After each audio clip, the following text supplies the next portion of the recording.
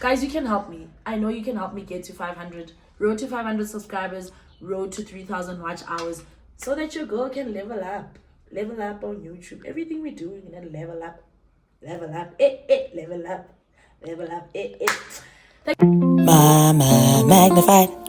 Mama magnified. Mama magnified. Mama magnified.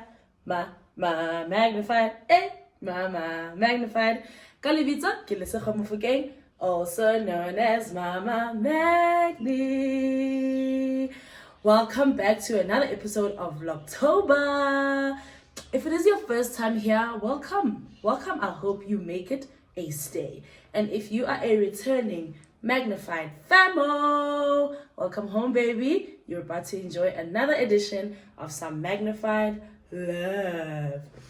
So guys, today I just thought I should do a sit down, mix it up for VLOGTOBER. It's sustainable, guys, to think you will be shooting and doing the things every day. Y'all know I still love me some conversation.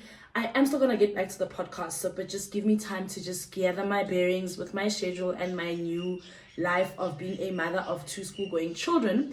Without further ado, as you have seen by the title of this video, today I wanted to talk about something that just really my husband and I have been in conversation about, and it is a topic around public school versus private school, the pros and cons, and just really looking at the conversation I had with my husband about how do you choose which school to take your child to, and what decisions will what factors will influence those decisions. Okay, so let's get right into it.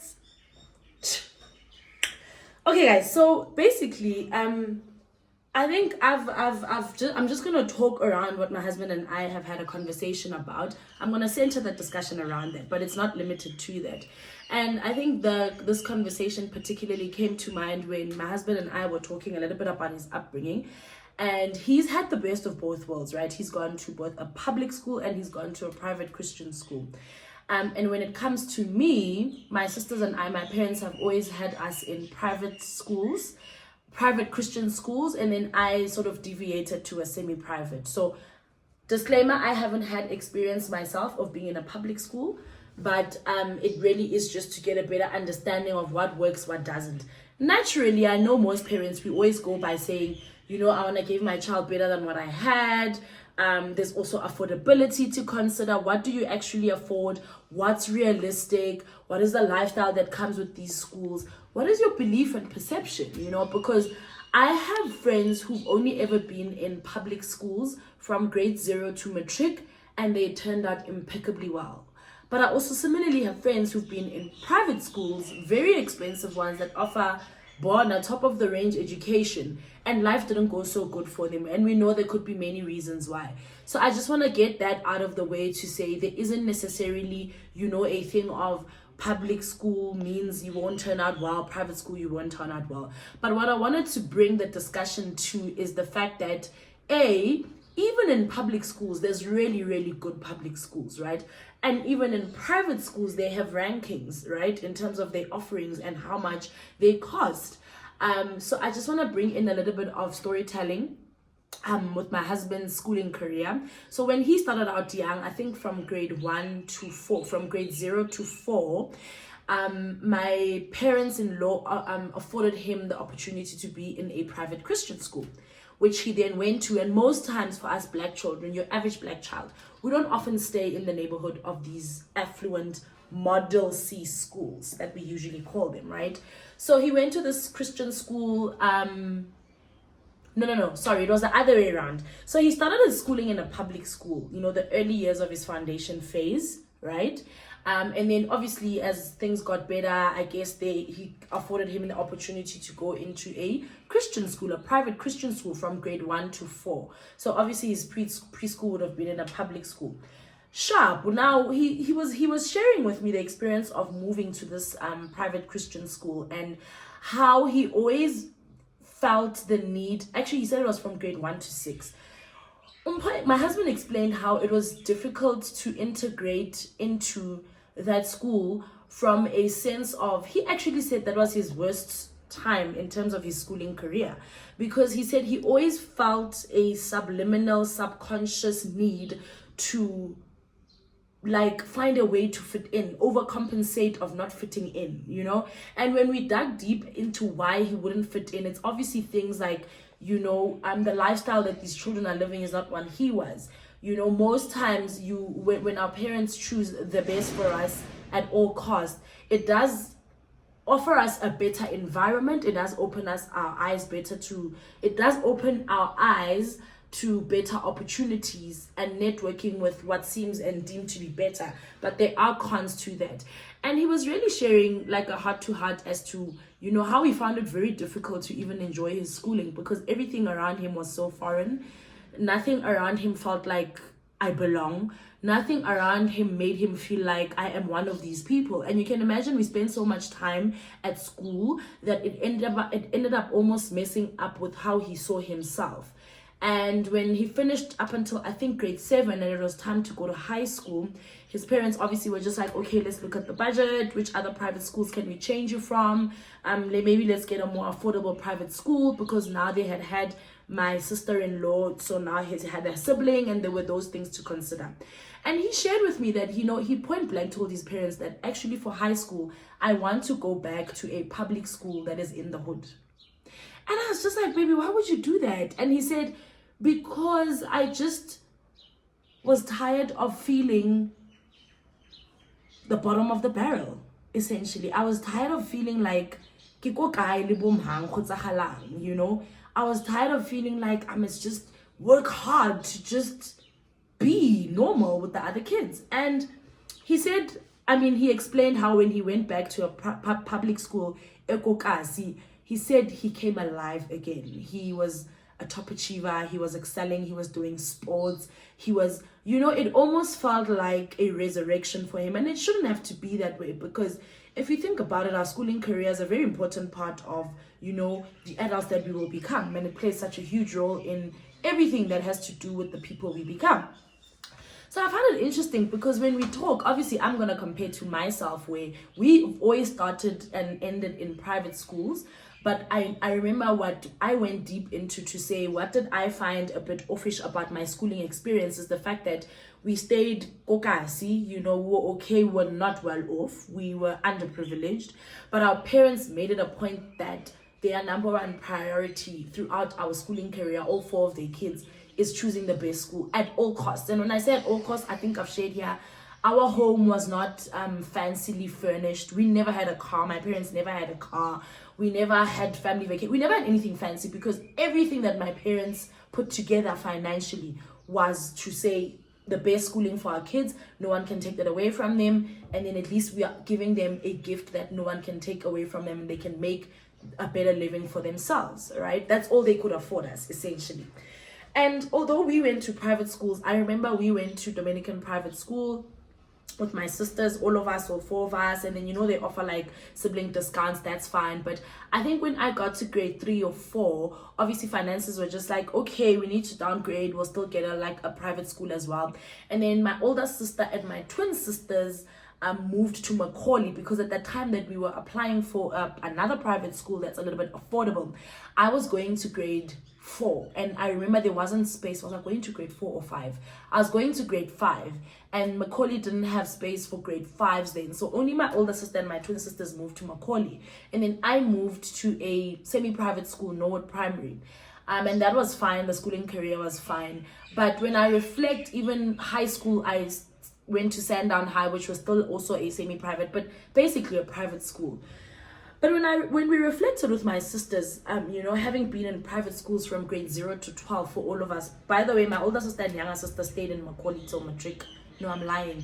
My twin sisters, when high school came, they went to Roosevelt High School. That's where they did their grade 8 to 12 schooling career. But the bulk of our schooling career with all my sisters was in a private school. And the only sort of thing that I want to bring across here, guys, is, you know, my husband and I got to reflect when we were now choosing schools for our children, because now we are parents. And inevitably so, you will dig deep into your experience of schooling, and you will have different reasons that will impact the reason, you know, or how you're choosing schooling. So the one thing I want to bring across is, something we don't speak about often is that, number one, even when you are choosing a private school for your child, outside of affording the school fees, Umpa and I, agreed that it's also very important to make sure that you can afford the lifestyle that comes with having your child exposed to these schools. And the reason why I had brought this up to Umpa is because I had to reflect on my journey with my sisters to say we were in the best of best schools, but it was so painful to be able to get that newsletter of that school excursion or of that extramural where you never even bothered to take the letter to your parents, because you know that there's no ways they'd be able to afford you the opportunity of these extracurricular activities that are outside of you just being in a classroom with children in a private school. So yes, we were getting a private education, but it came at a cost of, so many mental, psychological factors of a child who's in that school, but has to be detached from everything else that comes with being in that school.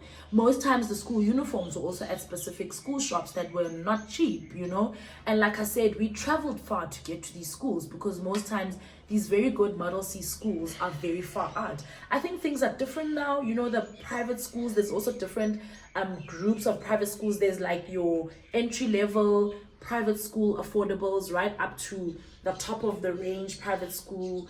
I'll actually also attach here an article that I saw on, they were actually ranking, the most expensive public schools, most expensive semi-private schools, and most expensive public schools, coastal and inland. I'll attach it here, and it really got me thinking to say, whoa, we place so much value on our children's education, which we are all still doing now, but we also need to also understand where we are placing our children and will that environment be feasible for them in an all-rounder picture as well.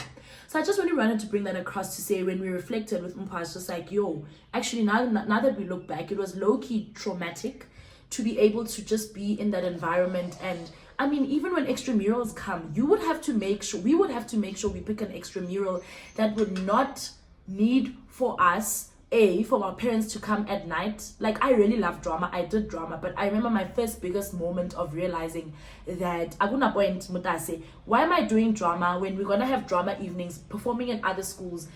There's no car at home, ma'am. The thing is, at night, what am I doing? Small things like that, like netball matches. You'd go have the bus take you to the school where you play the netball match, but obviously the instruction was always your parents will fetch you from that school. But I think netball and sports was a little better because most times the matches would end during the day and then we would catch taxis home. But that also came with, you are in Sandton, you're playing with the school, let's say in Rosebank. You don't know how to catch a taxi at Rosebank. Now you must find out and do research. And most times the people we went to school with are not using public transport. Their parents are fetching them with the car that they have at home. Do you see what I mean? So I think it was a conversation Umpa and I continued to have when we were choosing a school for our eldest son, Kananelo, who's now in grade 1. And now we have our youngest, Anesu, who's in preschool. We really chose a school in a way that, number one, it will be aligned with our values. So yes, Christian school. Number two, we chose a school in which, yes, a private school, but we also chose a school that is very comfortable on our pocket. So there were schools that we loved, outside of the one we chose, but the budget range and the extracurricular activities and all the things outside of the classroom that came with that school, we were not going to be able to afford our children that. So we really had to almost come to the middle, like a middle ground, improvise where something got to give, and we chose a very brilliant school. We prayed firstly and we shortlisted from 3 schools. But we use those factors: affordability, what is the lifestyle of that school, what are the values of that school, and I mean small things like what is their value add in terms of the extramurals? Are the extramurals outside of school? Is it within school hours? What type of teachers do they have? You also have to find out what education system do they use. Is it IEB? Is it, because there's so many different of them, but at the end of the day, I just really wanted to bring the picture to say my husband ended up matriculating in a public school, Kokasi, and he turned out brilliantly because he went to varsity after that. And he says his peak time in his schooling career was actually during the time that he was in the public school, Kokasi. grade 8 to 12, and he says that is where he built his character the most, because he excelled. He was able to do all the sports. His parents could attend everything of his at school, and he actually wouldn't have done it any other way. And so that's why when we had to come choose a school for our children, we really had to take time to have discussions, because we've had different experiences in our schooling career. But I'm glad that we were able to come to a consensus to ensure that whatever mattered to us both as parents still translated into how we chose a school for our boys. And I think we did a brilliant job in that regard. And it's obviously ongoing, no school stays the best choice throughout, you'll assess, but we did brilliantly with choosing a school for our children.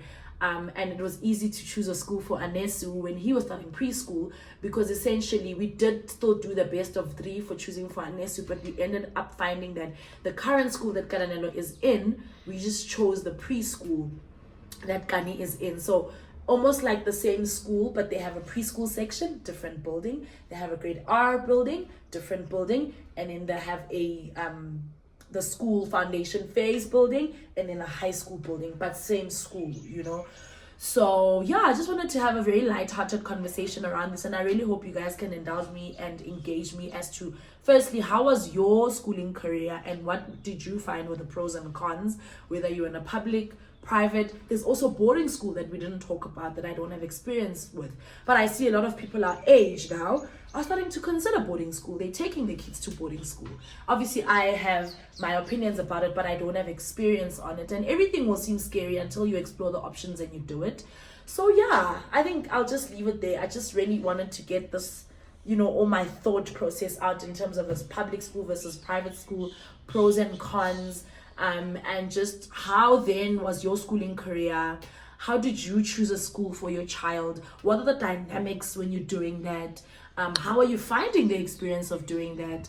And just don't leave me hanging in the comment section down below. I really just wanted to just wrap this up in that way to say, what works, what doesn't work, what has worked for you, what hasn't worked for you, what stood out for you, what has been the worst experience for you, what would you have done different for your schooling career, and what are you then ensuring that you do for your children. And for the magnified families that don't have children, share your schooling career, and then share possibly if you do want to become a parent, what do you aspire or desire for your children once you do have them. Okay, so thank you, magnified family. I hope that was enlightening. I hope that was insightful, and I hope you guys can she likes conversation. I like talking. I don't like to be left hanging, so just indulge me in this conversation, and let's definitely hear from you. Let it be a two-way conversation, and I will see you guys on the next Vlogtober video. Mama magnified. Also, guys, subscribe. If you're not subscribed, go now. Please share this video across your social media platforms. And lastly, guys, your girl is on the road to 500 subscribers. So this is almost even gonna be like a separate segment. I'm on 370 subscribers, and for me to qualify for the YouTube partner program, I need 500 subscribers before the end of my 1 year on YouTube. And I also need I've got 1,870 watch hours. I need to get to 3,000. So VLOGTOBER, thank you so much, guys, for coming along with this video. I really hope you enjoyed it. See you in the next VLOGTOBER episode.